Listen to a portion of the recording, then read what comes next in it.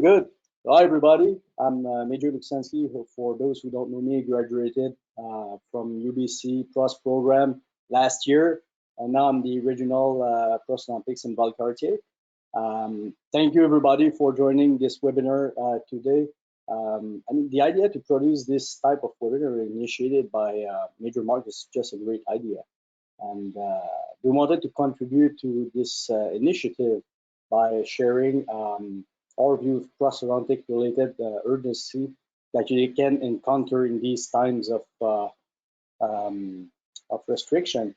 And if we can share tips and address that's going to help you to address certain situation that you can see clinically, then that's the goal would be achieved. So we all been followed the progression of the SARS-CoV-2 virus progression around the world.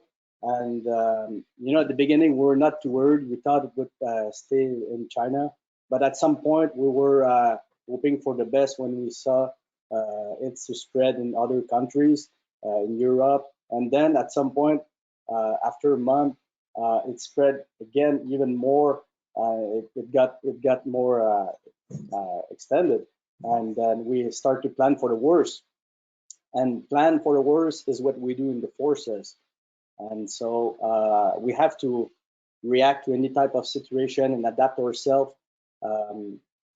Sometimes do things that we never done before. And here I just wanted to underline the great work of the people from all the forces, but more specifically our health services and dental corps who went to the home care facilities, did contact tracing, other type of jobs that is just great for them all.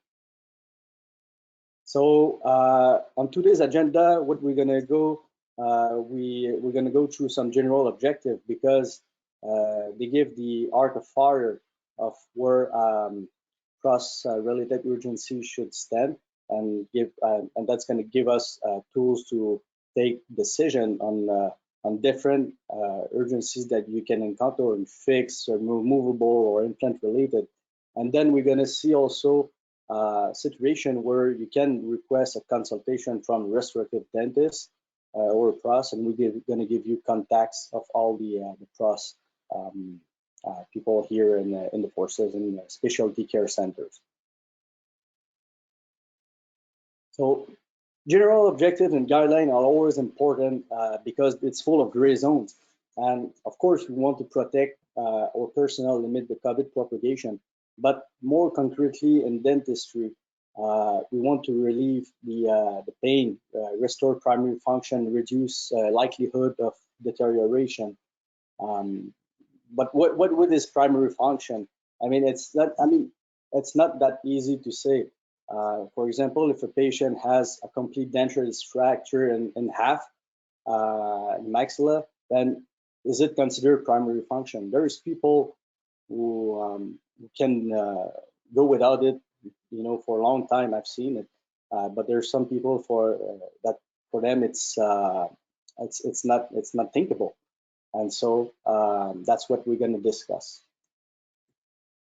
These are the latest directive from our directorate, and the red box identify where our limits are. And frankly, there's some suggestion, to treat, for example, defective restoration of provisional fixed restoration, because you can have dentine exposed, cause pain. But there is a lot of other situation where we could imagine process urgencies, and we have to treat mainly to reduce the likelihood of deterioration, reduce reduce the likelihood of deterioration, and restore primary function, I should say. And the main goal of all this is always to reduce, to limit aerosol. I think that's the main line here. And so I could find some example. I'm not going to go through all this writing, but I could imagine a few examples that our situation where treatment guidelines cannot be applied that easily. And that's why sharing professional judgment, it's a carry-along skills that needs to improve. And asking for second opinion where you're not sure, it's free experience that is transferred to you basically. And so if we take one of the example, patient came back from his endodontist who has performed a root canal treatment on tooth 146. Treatment was performed 2 weeks ago, and the class 2 MOL access cavity was filled with cavity. This tooth is very important because it's going to be an abutment for a PRDP. Then you have what you're going to do. I mean, you have to change the cavity, right? And so, are you just going to remove it with the slow speed, or you're going to remove the cavity and do a cusp coverage right away? If you remove the cavity with slow speed, you just put RMGIC or GIC. Then you have to verify the occlusion, and so make sure there's no occlusion. If you look at the occlusion and you have to reduce it, then you use the high speed. So I mean, right there, there's some tricks that we can give you, and hopefully you can. The goal of this presentation is to give you some advice and tricks that you can apply to your clinical practice. So we have seen also more concretely this pre and per-op treatment guidelines, and in PROS I put in yellow a few dental ads or a few related aspects to PROS that we thought could be useful to you. And so dental advice is one of them, because you don't always need to see the patient in PROS. You have to keep this in mind. Sometimes you ask the patient to send you a picture or video, and then if you see it's just chipping, or if you see it can be managed with just by sending the patient to the lab. Of course, you have to coordinate with the lab, mainly for removable dentures, but it's possible. Also, the wear of full PPE. We discussed about this until there's modification to the guideline. Most of the PROS procedures requires a high speed to adjust the occlusion, and so it was proposed that we could disinfect a prosthesis for minor adjustment, but there's still some verifications to do, and that makes us have to wear the full PPE.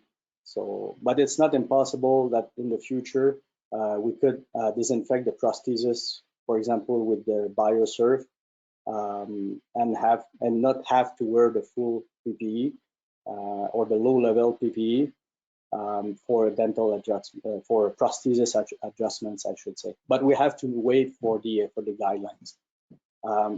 Also, when you use the rubber dam, we can use it, and keep this in mind, for removal of any fixed prosthesis, crowns, and you can also use it for cementation or cementation. But I'm going to discuss a little bit this later. We have to be careful with some stuff. But for removal, it could be very useful for the to prevent aspiration as well, not just limiting aerosols. And also, it sounds easy, but you can use new burrs as well, and proper type of burr, just to cut more efficiently. So let's go through each aspects of the PROS, where you can find urgencies. Let's start with loss of fracture, provisional crown, or FDP. First thing, you have to see if the final prosthesis is ready. If it came back to the lab, then the best thing would be to insert it to limit further risk of complication. But you can also repair it. If you judge that's better to repair it chair side, or refabricate it chair side, that's up to you. But you can also consider the indirect technique to make provisionals, and because, for example, for long span, it would be better to just take an impression and send it, and disinfect it, send it to the lab, and fabricate a PMMA, because this material is more durable. The margin is going to be with a better fit. The soft tissue going to be more healthy, so you can go a bit longer for the run with this. Also, I have to discuss there's no way I could do this presentation without discussing digital dentistry. I mean, this is very important. And in this case, you would take with an intraoral scanner an impression, and you would send it to the lab virtually, and so you can just receive the piece and insert it. So this would be very useful. I think it's something we will have to think seriously and how we're gonna implement this, because it's out there, and I think it's the future. You may use also rubber dam, as I mentioned, for cementation, but I put this for you to share one of the situation I've seen. So you have to be careful for not pinching the margin, you know, with the crown you want to cement, or the prosthesis, and be careful not to have the rubber dam spring back and before the cementation, the luting material as fully set, because then you're gonna be in trouble, right? Other ways, if you lost piece of prosthesis, then you can do always an acrylic partial denture or an Essex retainer. There's different advantage and limitation to each. Personally, I prefer the what we call also the flipper, because there is a superior durability. You can reline it. The patient can eat also with it, and you know, frankly, both have limitation with phonetics, so which is also one of the main concerns. But there's nothing much you can do with this. And so that's something to keep in mind. The Essex, you can fabricate it in your detachment, so it's quite easy and fast to do. If you encounter a loose fixed prosthesis, for example, a resin bonded prosthesis, and one of the wings dismantled, it can create pain with the sharp edge, the sharp metal edge. It can create also occlusal interference, where you have a buildup of plaque, and that goes under the wing, and so it can also create trauma from the occlusion. And so a solution for this would be simply to cut one of the abutment wing and left the prosthesis, like left the pontic, I should say, like you see in the picture on the left. But if you try to do this on the right, there's no teeth anymore, and so maybe not a big deal, because the patient is not going to be in pain or anything. There's not going to have any issues with the occlusion. But you don't know you have to think, if it was an ortho patient, you think you should maintain the space. And if there's likelihood of having teeth movement, then is it a situation that we can place in the box, limiting likelihood of deterioration? Maybe it is. I mean, tooth movement is a bit unpredictable, and so you never know. What you can do is simply monitor as well and see if there's any movement. If you see that the occlusion is stable, then you can monitor and ask the patient to send you pictures and to look into it. If you see start moving, then maybe you prefer to place wire with composite. You don't need, if you place flowable, and make sure the occlusion is good, but you don't necessarily need to use a handpiece for this. You might do, but. Hey, Ivan, can I interrupt you for 1 second? We got a question here from Cynthia Jessup. She's asking about, so you talked about digital dentistry, and the question really has to do with, so her question is, the scanner would only provide a good margin on the non-subgingival margins, correct? There's technique to get a good margin that is subgingival. You can use retraction cords, you can use expressive, you can use different techniques. So it's possible. One of the limitations is when you have sometimes you cannot capture in between the teeth just because of the head. It's because of the angulation of the vessel that captures the data on the tooth. So if you don't have, if you cannot put the head in the proper angulation, then you won't capture this. But usually it's not a big deal. Does it answer your question? Yeah, yeah, it does. And I think, because Richard said you still place cord and then scan. My question in this time of trying to limit aerosols and air water syringe, are we really we're not trying to take a final impression. We're trying to get something that's going to work in the intern. Is that what we're trying to do? It depends. If you have a long span, you may decide to do it chairside, but it's going to require more adjustment. But if you take an impression and you send it to the lab, then you can fabricate something that is more durable. I mean, we don't know how long this is going to be as well. You want to limit damage as well. And so having provisional helps. It's good for many reasons, right? Periodontally, tooth movement, restore primary function, etc. So that's why it's something to consider. I mean, you can, if you do it fast, chairside, you think it's better. You have the previous cast, then yeah, I think it's an option for sure. I don't want to give recipe and things to follow. I mean, I'm just giving you tools to put in your bag of tools. And there's another question, just while we're talking about these provisionals. The question is, how about an eggshell provisional and then reline it chairside to improve that margin? Yeah, I think it's all good. I didn't put all the options, but yeah, of course, it's a good idea. If you have, for example, if you don't have the previous cast, or you didn't you don't want to rebuild the crown, you want to, I mean, you repair, then you can, of course, you can use a shell. It's another option, and but you have to make sure that there's a good link between the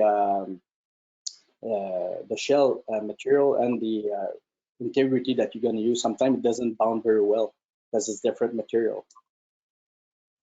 Okay, thank you so much for answering those. All right, so loose fixed prosthesis causing pain is another situation when you can find one of the abutments just dismantled, or there's decay on one of them. You can decide to use a bridge remover to try to pull it out and see what you can, if you can place it back, or if you need to do other things. But if you do this, be careful. I mean, this tool generates a lot of forces, and it can damage other abutments. And if you do it, I would try to press down let's call the portion that is now cantilevered, and you can use the bridge remover to try to put strand, dislodge the prosthesis in the axis, in the path of insertion, and that would be my best advice. Otherwise, it could be preferable to go safer and use and cut it with burrs, different burrs, and there are better burrs than others. As you can see here, there are studies here that on the left that shows this is for tungsten carbide burr. There are better burrs than others, and company, for example, here, Coltan showed better efficiency for cutting base metal alloys compared to the other companies. And there's many factors that enters in cutting efficiency. And so basically, for base metal alloy, you want to use tungsten carbide burr, and for porcelain, for spathic porcelain, you want to use the diamond burr with the coarse grit. And so But there's other factors like the hand pressure, the length of the burr, the type, the burr diameter, the handpiece torque, the speed cooling, sterilization as well can damage the burr and reduce the efficiency. So my advice here would be to go with new burrs. And also, if you have to cut zirconia, then use zirconia burr because it's really hard. But yeah, I think using new burr or maybe more than one new burrs can increase the cutting efficiency and limit aerosols.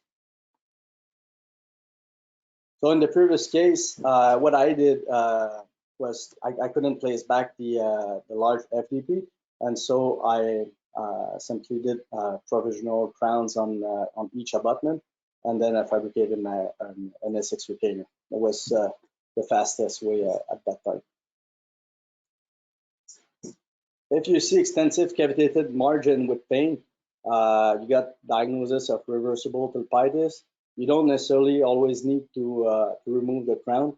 It can be worth repairing it, mainly if you see the caries is buccal or lingual. Then you can use either an RMGIC or a GIC. It's up to you. They're pretty similar, although GIC has a bit more chloride release, and but the RMGIC has better mechanical properties in general because there's resin into it. But also, I placed down the biodentin because there is literature out there showing some efficiency of the material, and so biodentin is a relatively new material. It's a calcium silicate base that has a resemblance to MTA, and also like MTA that induce odontoblast-like cell to form tertiary dentin. And there's also adequate compressive strength for temporary usage. This means, like the picture you see on the bottom right, that you can use it for pulp capping, leave it like this, and when you're ready to restore, then you can just write it down and place your restoration on top of it. So it's out there.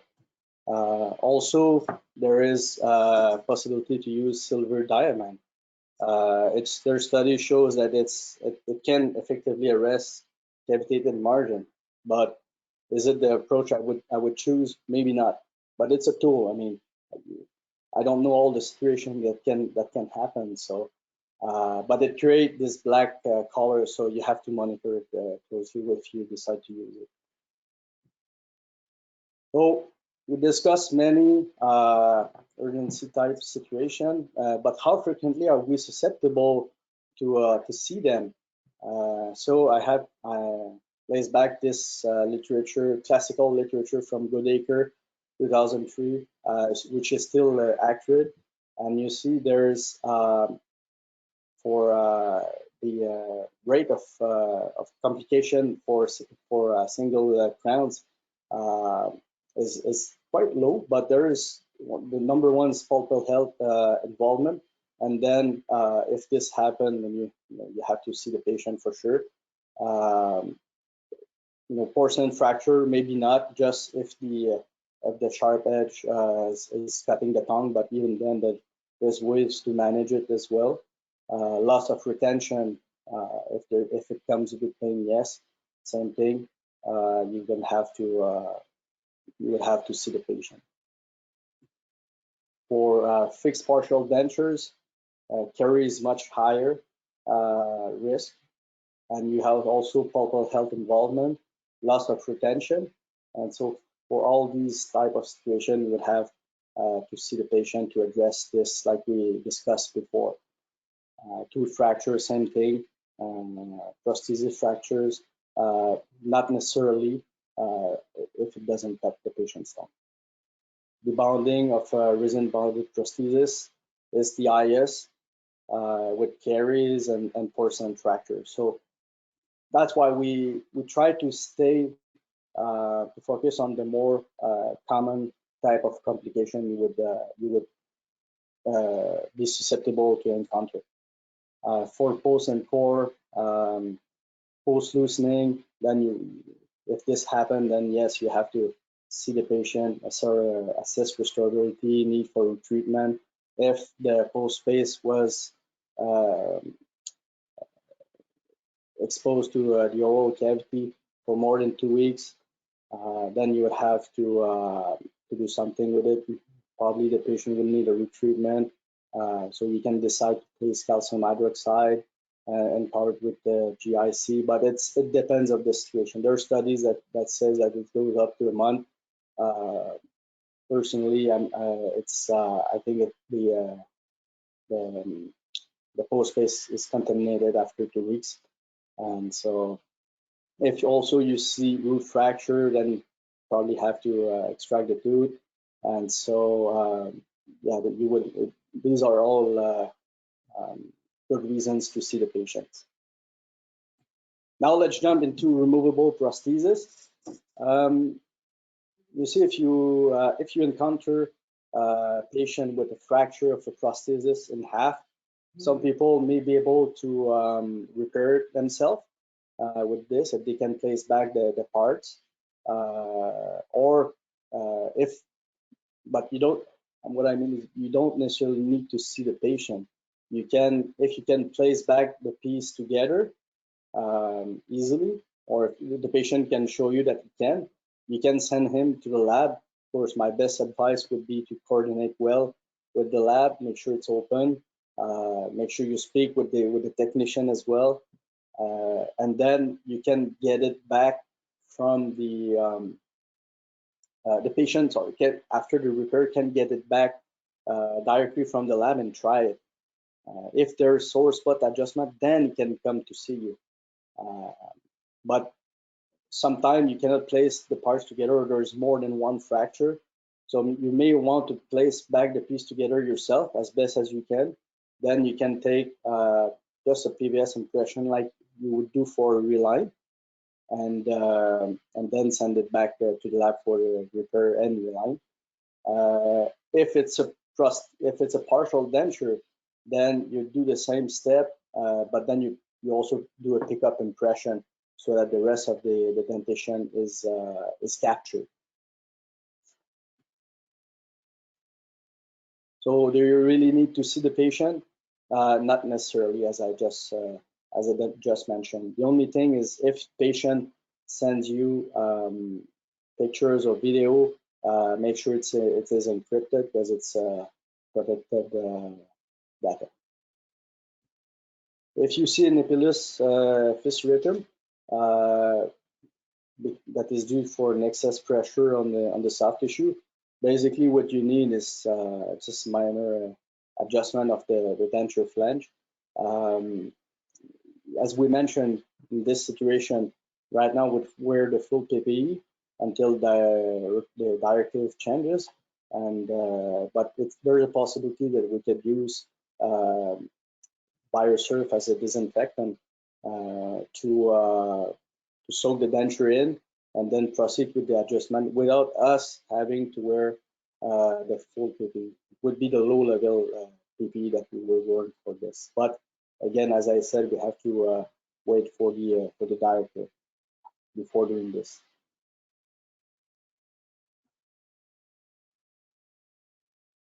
This is another example. One of my colleagues saw recently, Major Lalonde. Not sure, David, if you're here, you want to share your experience with the rest of the group, what you did and why. Let's try to make this a bit interactive.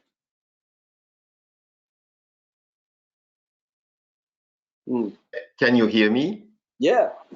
Good. All of you, or am I on just within the organizer? No, we can hear you, my friend. You're good. Okay, good. So this patient, like, well, good afternoon, everyone. Yeah, this patient called the dentist like a couple of weeks actually before I saw her.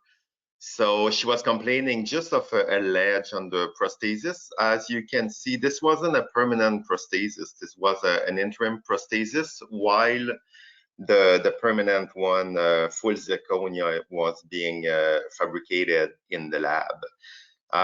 So basically, she first called the clinic with like just complaining of a ledge, no pain. So obviously at that time we didn't see her considering the status. However, she recontacted us only a week later with that entire piece broken. So even though there was no pain, what I was concerned seeing that was the implant. So I just wanted to make sure the implant was okay, and it was sharp and harder to eat or to function for her, and I didn't want to create further damage. So I could justify to see her. Luckily, when we do a zirconia full arch, like complete prosthesis fixed on implant, we usually will do a copy meal. So I had a backup prosthesis. So the way we manage that, we just remove all she had in the mouth and then put back the backup prosthesis, and then she will be good to go for like a couple of weeks or months, even until like we can carry on with a proper treatment. So that's it. So that was, luckily we could manage it with easily because we had the backup. All right, thanks, David. Thank you. Can I ask you a question just regards to aerosol generating procedures? So when you did this, because this is what's going through my mind, and it's probably going through a lot of other people's mind, did you create aerosols when you did whatever you did, or was it just strictly remove with hemostats and then not do that? It's a very good question. This was closed with actually Teflon tape and composite flow. And my plan to actually reduce aerosol was to use the slow speed. However, she is, I have to say, the least, she is a hard patient and a picky patient to work with. And the vibration she really couldn't tolerate. So it was easier for me just to use actually a 557 high speed, and that's the way I removed the prosthesis, because without full PPE, it would have taken me like probably 5-6 times the time to use slow speed. So I did create aerosol by just reopening. She has about 6 implants, by reopening the 6-axis cavity. But it was very minimum, like reopening with the high speed. Like it's when we temporarily close, we just put 2 millimeters of flow, 2 to 3 millimeters of flow, composite flow on top of the Teflon tape. So it's very easy to reaccess. So I'd say drilling time to reopen or remove the prosthesis was less than 3 minutes for the 6-axis cavity. And then we avoid all the air water spray and everything else after that. And the prosthesis that I put back had been in her mouth for months, because like I said before, this prosthesis was being copied into full zirconia. So I had no adjustment, occlusal adjustment to make when it was replaced in her mouth. Does that answer the question? Yeah, absolutely. Thank you so much. I appreciate that. Good. Great, thanks, David. Let's continue. If you encounter a huge ulceration, I mean, the picture here is follow the surgery, but it's I mean, you can see this without any surgery intervention, and you can, just because the prosthesis is misfitting. And so there are advice we could share with you. Sometimes you can just ask the patient not to wear the denture and to rinse, with either saline solution or a mix of baking soda and water. You can also advise to use topical anesthetic or mucosal agent as well, just to manage the pain. And if you need, you can go to other analgesics, but it's only for extreme cases. And also ibuprofen and other type of analgesics. This is just a reminder. I mean, this is not exactly related, but it's something you can see. If you have a bar fracture, there's different things you can do. So you can just remove the piece, smooth the edge, and use soft reline for the prosthesis. Or if you're thinking about laser welding to apply the piece back, you should think twice. I mean, in this situation, we tried to give it a shot and it didn't work. It broke after 1 week. So laser welding, just quick word about this, is for titanium, is very, it's difficult to do. It requires specific equipment, and any type of contamination will affect the wetting of the two metal and the strength of the welding itself. And so it's very difficult. And in this case, patient wanted to give it a try, and then yeah, I was a bit pessimistic, and it was a waste of time actually. Now let's jump into implants. There is a lot of potential urgency that you can see. First of all, you can find loose implants. If the whole implant is loose, then you will have to address it. Probably refer to Perio or OMFS. If you see loose implant supported, prosthesis could be a crown, could be an FDP. You can see that the screw are loose, or the screw are broken, or one of the screws is broken. It could be also because the implant's head was fractured, so that's what created the movement. You can also find loose healing abutment or cover screw, so it can move a little bit. You can see that there's no actually healing abutment present, although you know that it was there before. So all this needs to be addressed because they present risk of aspiration. They can cause also periimplantitis, periimplant mucositis. They can also cause periodontal abscess, and they also risk of damaging the implant's head. And risk of aspiration, it's not something that we should take lightly. And we're going to discuss this more a bit. I have a slide on this as well. But you can also see fracture of an implant complete prosthesis, a bit like David shared. And it's very important to address this because it can lead also to further damage on the rest of the implants. And there's multiple ways to do it. I try to put this in writing. You can remove the prosthesis and put back the provisional if you have it, or you can remove the prosthesis and place the healing abutments and place the patient whole denture. Sometimes you don't have a provisional that fits on the implants. It's just the patient's whole denture that he kept.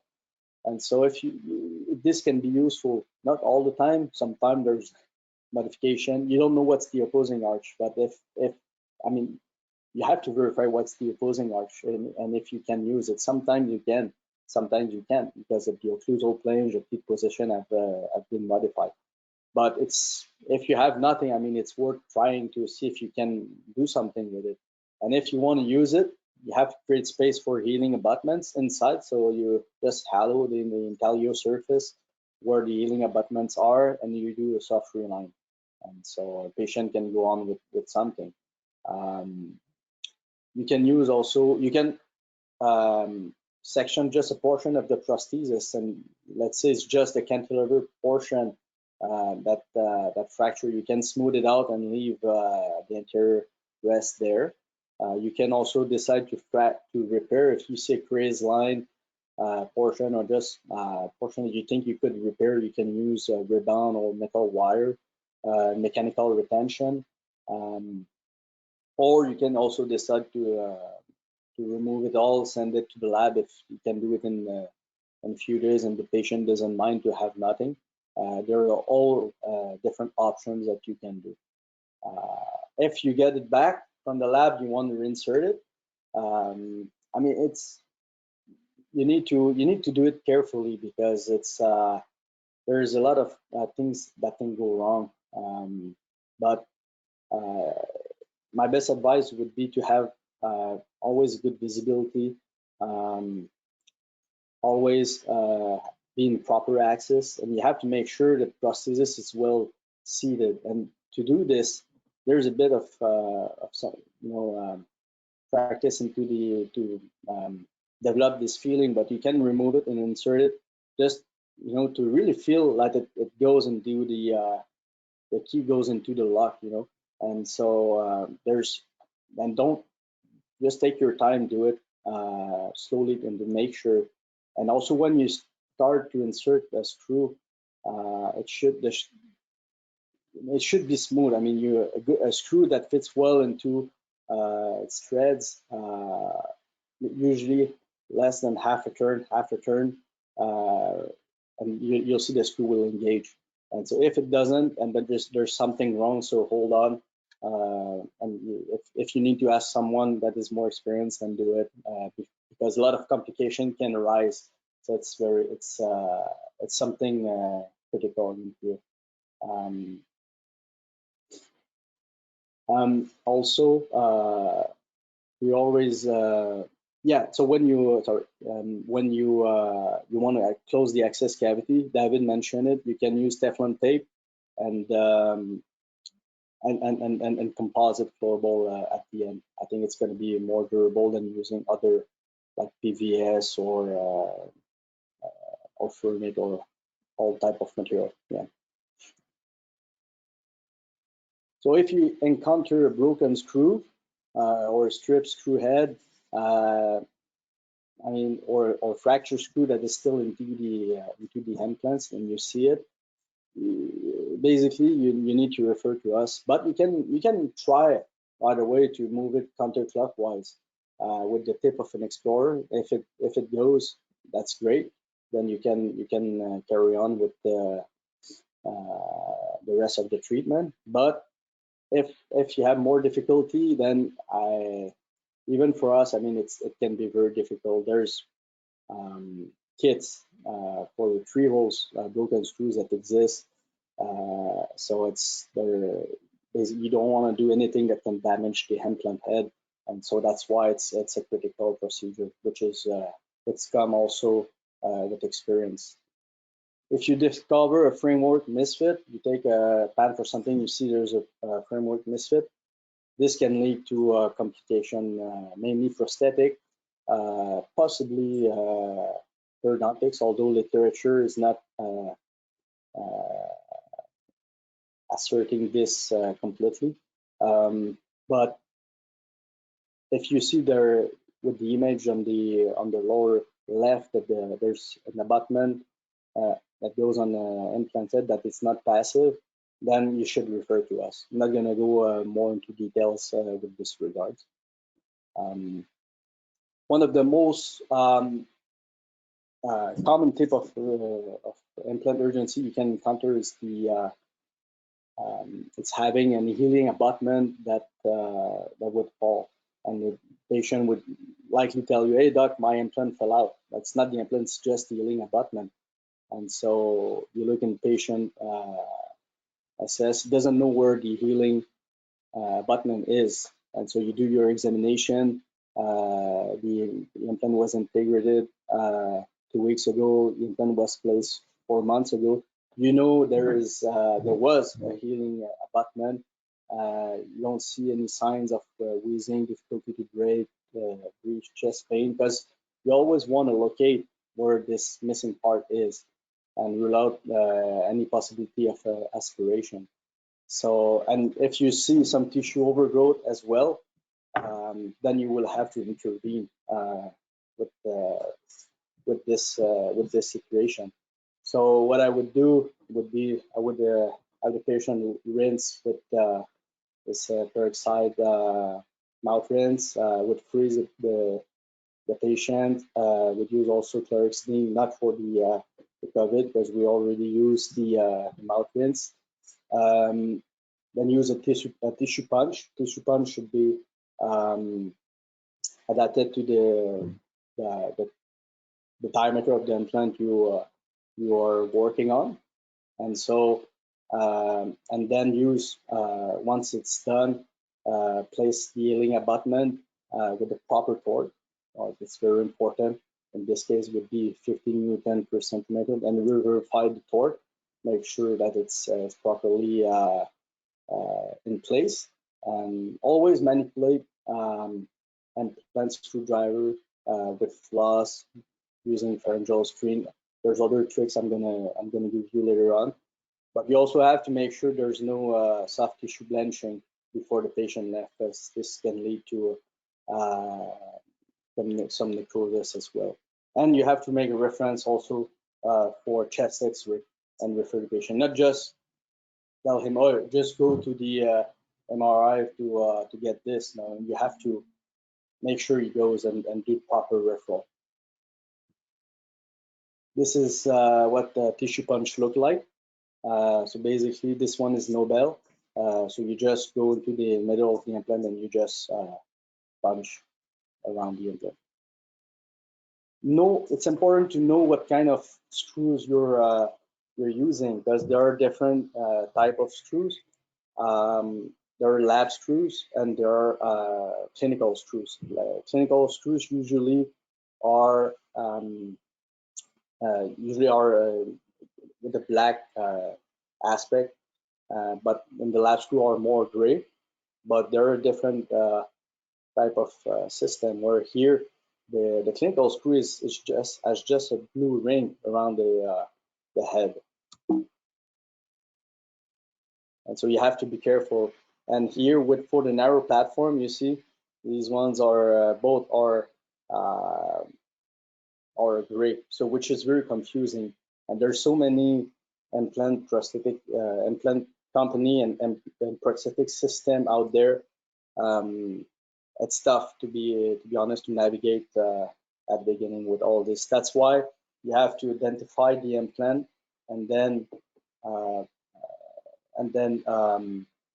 once you have identified, read about what parts, what screws it's meant for. Usually on the implant website. So sometimes you can have to call the rep if you want an answer, or if you don't know exactly how to navigate.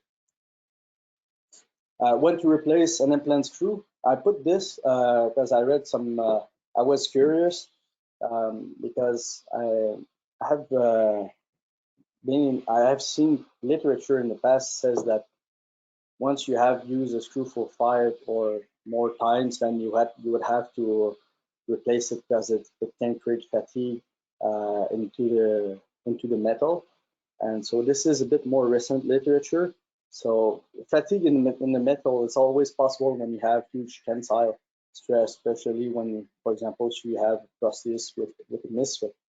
But for shorter type of prosthesis, most of the time you can just retight the screw, and that's it. And you verify after a few minutes that it's still the torque value is still good, but it's something that is possible. So in this study, they didn't necessarily recommend to always change the screw.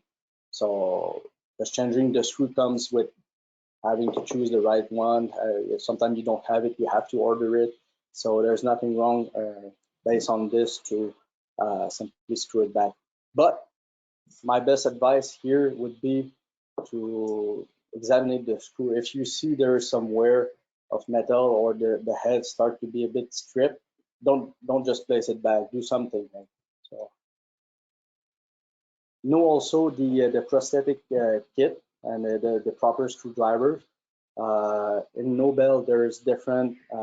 There's 3 main commonly used screwdriver: the Unigrip, which has a hex, the Star Ball for the angulated screw channel, mainly for anterior single unit crowns, but now it can be also for posterior FDP. Also the triangle locator driver, and there's others that you for different type of abutment that you would see. Know the proper torque value, very important. Most of the complication that rise with implants are with using proper torque. And when I was in residency, there was one of my colleagues that she knew the torque value.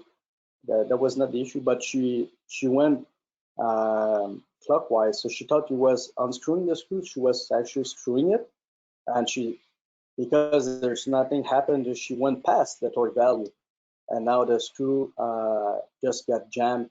And trying to remove it, we stripped the head, and it was so deep in the prosthesis, it was very difficult to manage. It took a few hours working with microscope, trying to not damage the prosthesis or the abutment, and yeah, it was frankly very tough to deal with this case.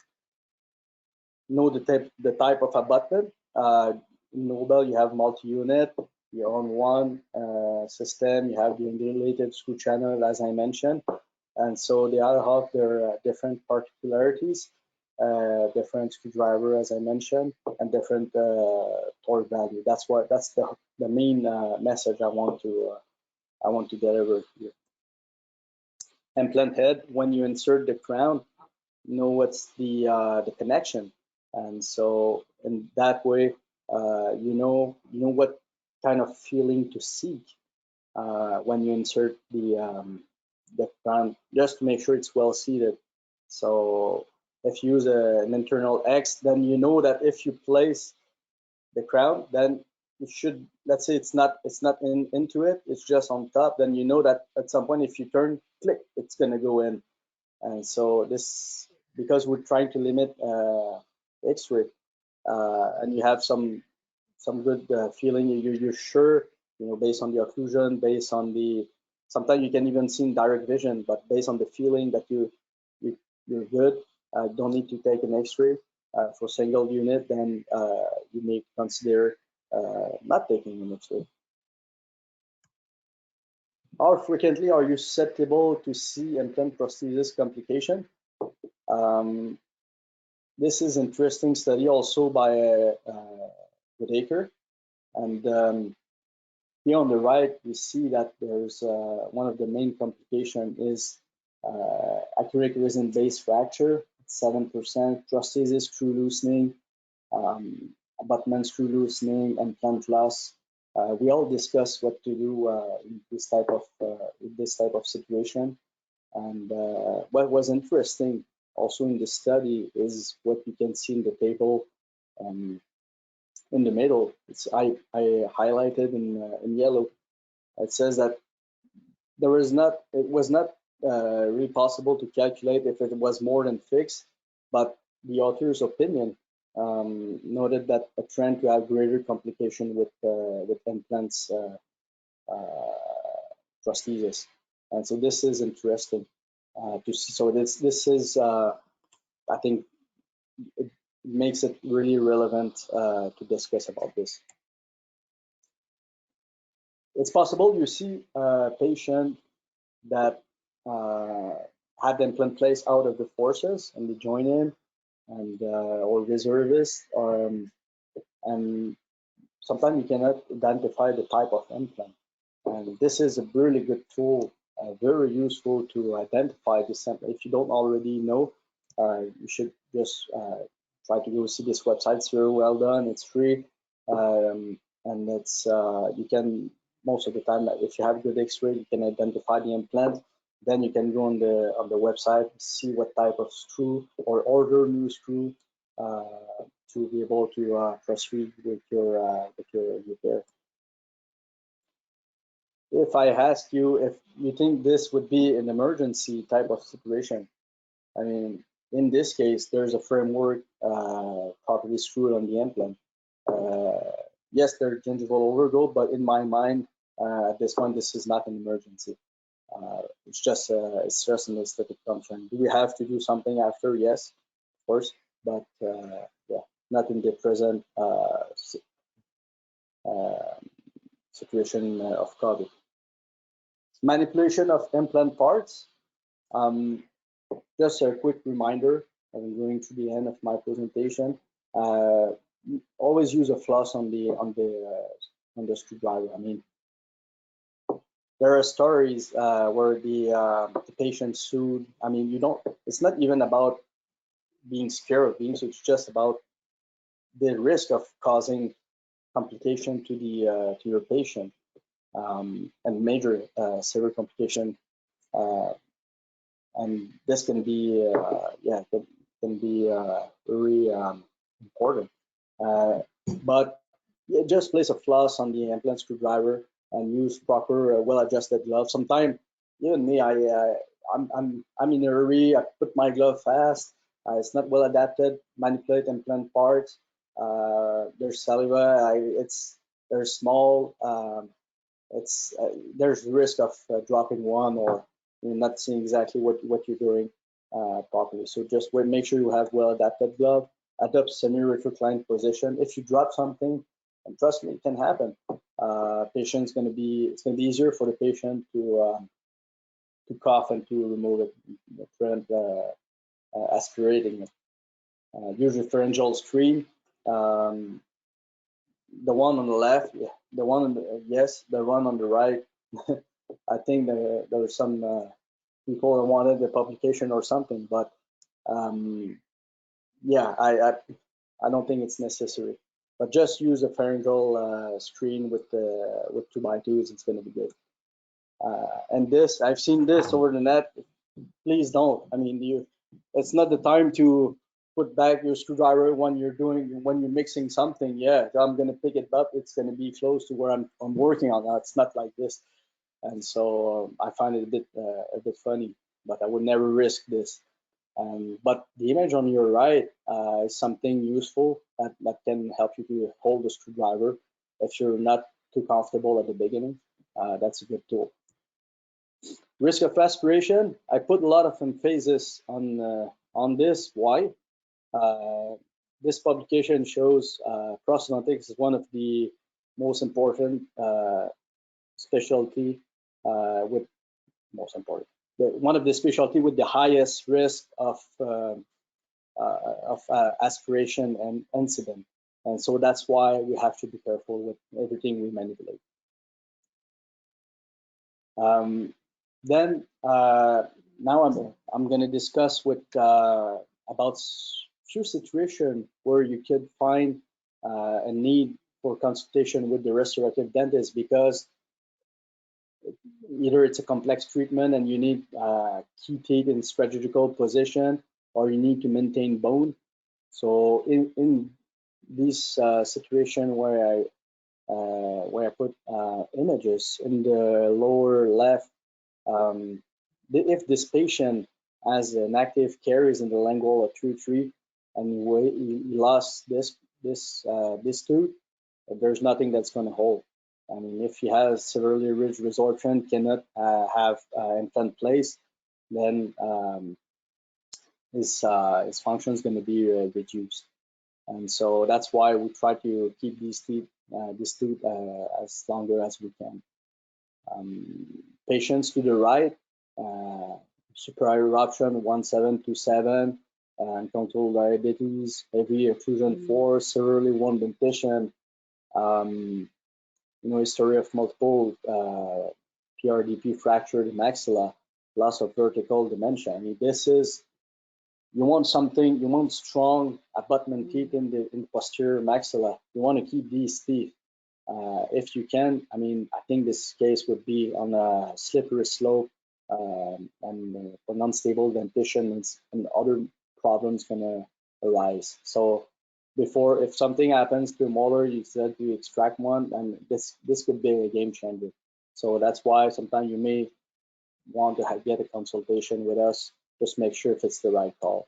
Same thing goes for with hopeless teeth, where you want to maintain just the bone level. You know the keep's not gonna be able to stay, but sometimes you may need to do a root canal treatment because of the treatment length. Let's say the patient has to go ortho and then implant placement. We have to wait for the healing time, etc. But we want to keep this for the last portion, the tooth extraction and implant placement for the last portion of the treatment phase. Then I think it's worth doing a root canal treatment just to the sake of maintaining the bone. Sometimes you want to keep it as well to extrusion to enhance the periodontium before an implant extraction and implant placement is done. Sometimes it's just to judge if we have enough ferrule effect. or if you can save a tooth.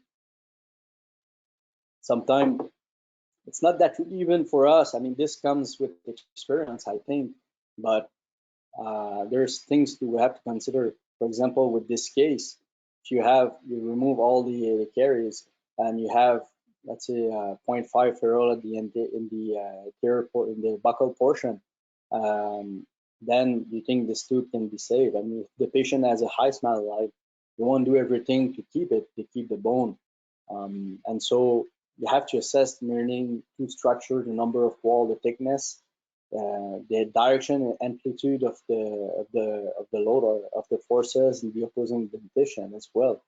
For example, I much rather prefer in this case keep a lingual wall than having a good buccal wall, just because the forces, if the patient is not in class 3 angle, but if patient is class 1, the force is going to go from the lingual to the buccal. All right, so here I share every prosthodontics, every military prosthodontist phone number, so you can contact them. You can contact us if you have any issues, any question arising. We are all open to help you with any type of cases, and you won't feel you disturb yourself. So please feel free to contact us if you have any issues that arise in your practice. All right, thank you very much for your interest. I hope it didn't hurt a bit having to listen to me. All right.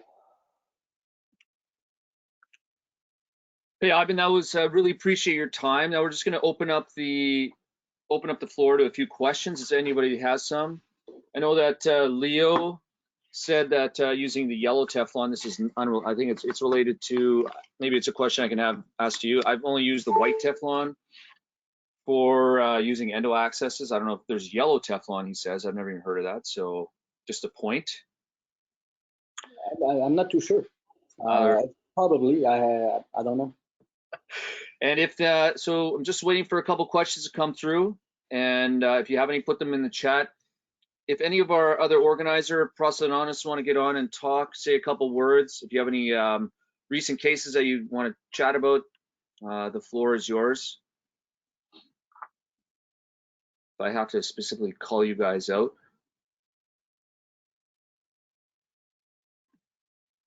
Nothing. Major Kratz doesn't have anything. Pete, you got anything any cases you want to talk about you've seen in Halifax at all? No, not really. I don't have anything in particular to discuss. I thought I'd maybe answer some questions, but no cases to bring forward. I think you guys have got your room set up for aerosols. I think you got a pretty good technique. I was talking with Reagan. She showed some videos. Have you been using that room at all? We've got a couple rooms set up for aerosols, aerosol procedures too, on opposite sides of the clinic. I'm assuming it's similar to what other people are using in their clinics.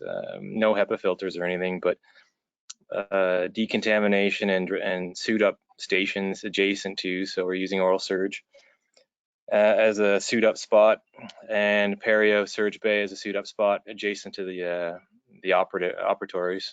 But it's in a bit of a sort of a clockwise, stepwise sequence of placing your PP&E. But I think other detachments are pretty similar.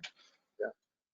Awesome, great to hear your voice. Mr. Miklos, any points or comments? The only thing I would say is, like was pointed out at the end, if you see anything at all that you're unsure of or haven't come across before, or just give somebody a call, give one of the prosthodontists a call, or even some of our AGD colleagues, and it's better to proceed like that than to make a tough situation worse. Have you seen a lot of incidents over in Gagetown at all? What do you mean by incidents? Well, in terms of like Prost related for yourself. There's always little things that come up from time to time. Pretty routine, I would say, though. Nothing out of the ordinary. All right, cool. And then, all right, great to hear your voice. Major Lalonde, any points you want to add to it? You had a great case you shared with us. No, not particularly. I mean, thanks. First of all, thanks, Siben, for the great presentation. And I think he covered pretty much everything. Like, I mean, Prostho emergency per se are not that common. We here in Ottawa, we've not seen many. Like, the only one I saw, actually, I saw one broken provisional restoration that was like in the intraorally for a couple months, and then it broke. So I redid it to just avoid further damage. The case that you even like presented and we discussed about, like that fixed maxillary implant prosthesis. And tomorrow, actually, I'm going to see is not one of my case, but it's an implant loose crown. So those are the type really that he then covered that we will see.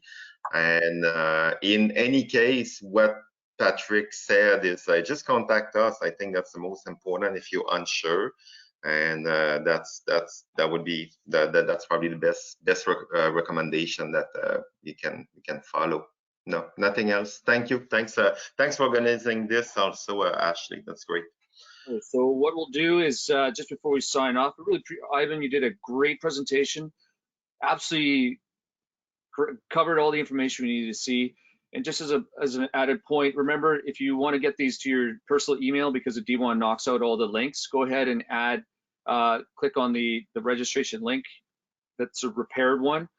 It'll go to a form. Second of all, probably one of the things you can do is if you are going to contact the regional prosthodontist if you have any issues, they'd probably agree with me. I'm just going to say this on my own. Maybe take a picture or two and email or text it to them just so they have an idea what they're looking at, and then go along with that, because usually pictures are very helpful in terms of determining or helping guide you along with the case. And then last, we'll talk about just next week, we've got non-aerosol extractions by Major Schmidt from Petawawa on Tuesday, and then Thursday we're going to be talking with quality and patient safety. So that's going to be another action-packed week next week. And if you have any suggestions, I'm trying to get a couple people to talk about their experiences in Iraq. You're out there. If you're listening, you know who you are. I'm trying to see whether or not there's usefulness in triaging from a deployment zone into our pandemic zone. But if you have any other topics, just email me, let me know, because I'm trying to get, we'll try to keep this going for a little bit longer, and then that's it. So let me just check the chat. Look for the replay on this. I'll email it out, and also the French version will be coming soon as well. So with that, Ivan, do you have any last points? No, I think what you're doing is great, Ashley, and I think it's yeah, you make it pretty dynamic. I like it. So yeah, no, that was my last point. We're redoing this in French anyways. Yeah, I know. All right, so thanks so much. We'll let you go, and take care, everybody. Stay safe. All right. Bye, everybody. Bye.